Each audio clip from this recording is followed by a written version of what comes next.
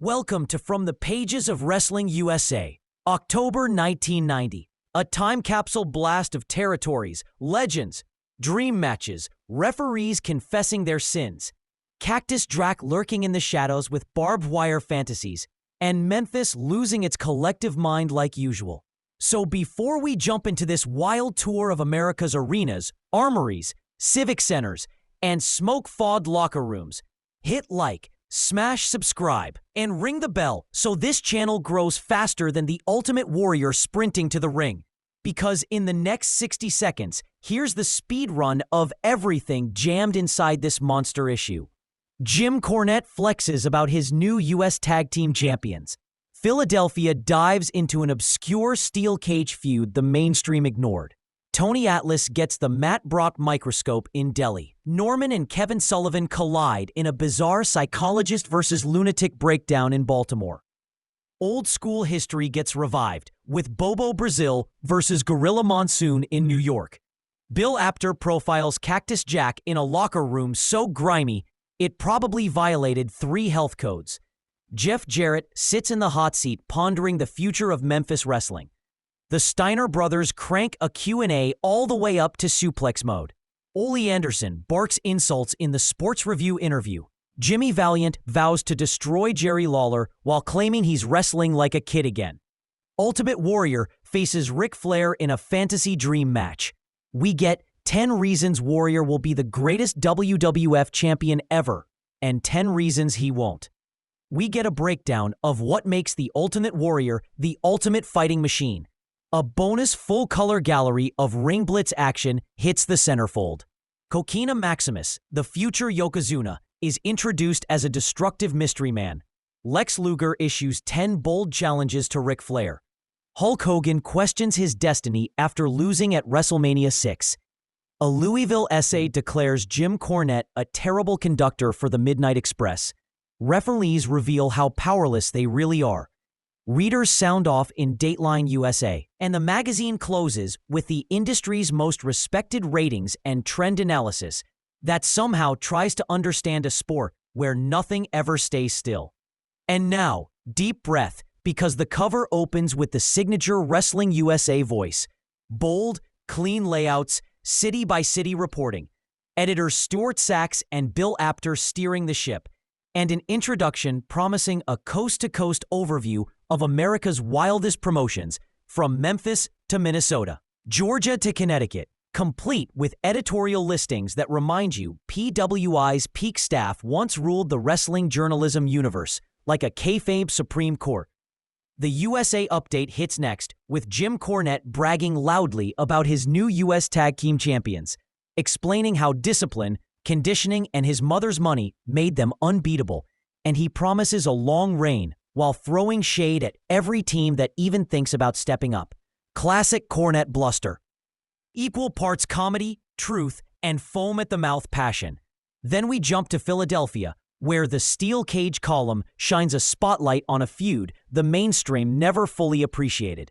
The kind of bruising, gritty rivalry only Philly could produce, full of chain-rattling, blood-stained canvas, and fans pounding on the cage like they're trying to enter the match themselves.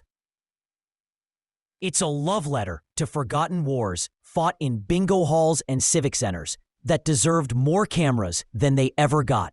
From there, we drive north to Delhi, New York, where Matt Brock writes one of those grizzled, opinionated breakdowns only he can deliver, dissecting Tony Atlas as ICW champion, praising his physique and power while questioning whether the territory around him can keep up. Brock swears that Atlas is tough, gifted, and intense, but wonders aloud if he's surrounded by challengers worthy of the belt, or if ICW is just leaning on his name. A classic territory-era dilemma. Then we land in Baltimore, Maryland, where one-on-one Norman versus Kevin Sullivan paints an absolutely deranged picture of the gentle, teddy bear-loving Norman confronting the diabolical taskmaster, Sullivan, in a philosophical war of good-hearted innocence versus unhinged satanic mastermind energy. The article treating their match like two opposite ends of wrestling psychology crashing into each other. Norman's sweetness, threatening to melt Sullivan's cruelty, and Sullivan promising to show Norman that kindness is a weakness. Yes, peak 1990 weirdness. Then we shift to New York City, where Matt Brock takes us all the way back to a historic battle between Bobo Brazil and Gorilla Monsoon, paying tribute to two giants of the sport whose toughness, charisma, and ring authority helped define an era. He talks about Bobo's cocoa butt power, Monsoon's brute strength, and the electricity they generated long before the national expansion.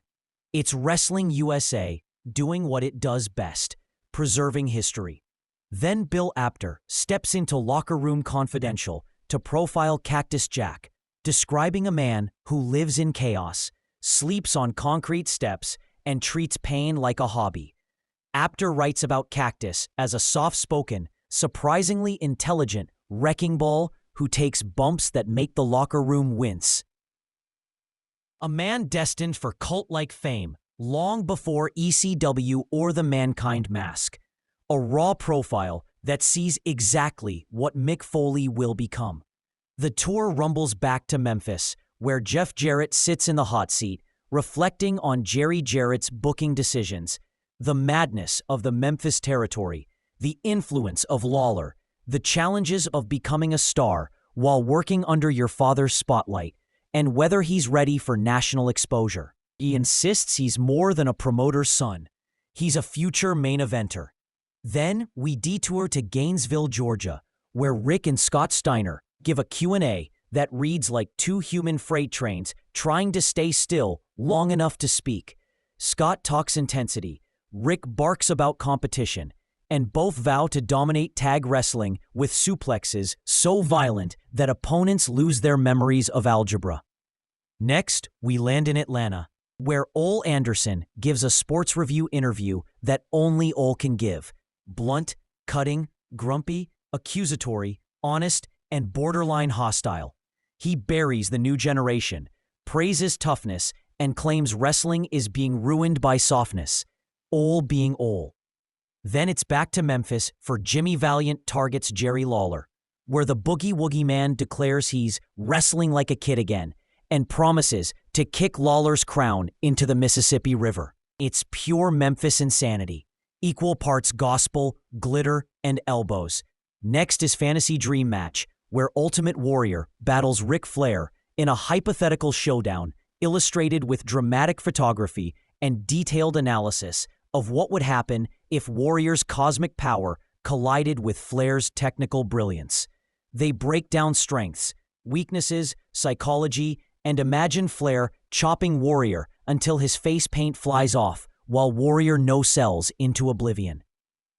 Then we get a brilliant list feature, 10 reasons why Ultimate Warrior will be the greatest WWF champion ever, and 10 reasons he won't. A half of it praising his intensity, physique, and unique charisma. The other half reminding readers he's unpredictable, erratic, and occasionally wrestles like someone whose brain is buffering. Then, what made this Ultimate Warrior the ultimate fighting machine analyzes his rise, his aura, his training, his insane energy, and how his mystique captured kids like lightning in a bottle. Then boom, the full-color action section. Splashing pages with Billy Jack Haynes versus Bill Francis in a Power Man collision. Ultimate Warrior versus Kurt Hennig in a battle of intensity versus perfection. Brian Pillman and Tom Zenk versus the Midnight Express in a high-speed masterpiece, and Jerry Lawler versus Jeff Gaylord in a Memphis classic.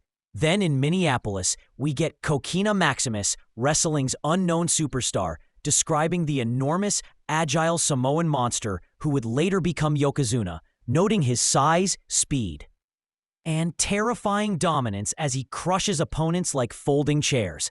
Then in Chicago, Lex Luger gives My 10 Challenges to Ric Flair, calling out the Nature Boy with confidence, posing, demanding respect, and listing all the reasons Flair's time is up. The total package is ready.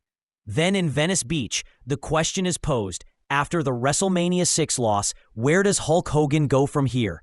exploring Hogan's mindset, whether he'll chase the Warrior again, reinvent himself, or remain the eternal red and yellow icon. Then Louisville calls out Jim Cornette as the wrong conductor for the Midnight Express, criticizing his ego, volatility, and overheated temper as destructive to the team he claims to champion. Then coast-to-coast controversy gives us Confessions of a Referee, Our Hands Are Tied, where a veteran ref spills dirt on why they seem powerless, how cheating goes unseen, political pressure from promoters, and how the striped shirt is sometimes just for show. Finally, Dateline USA, where fans write in with their wild opinions, followed by official wrestling ratings, the standard-setting rankings of the era, and a final ratings analysis that tries to decode title trends, momentum shifts, and fan sentiment in a sport where chaos is the only constant.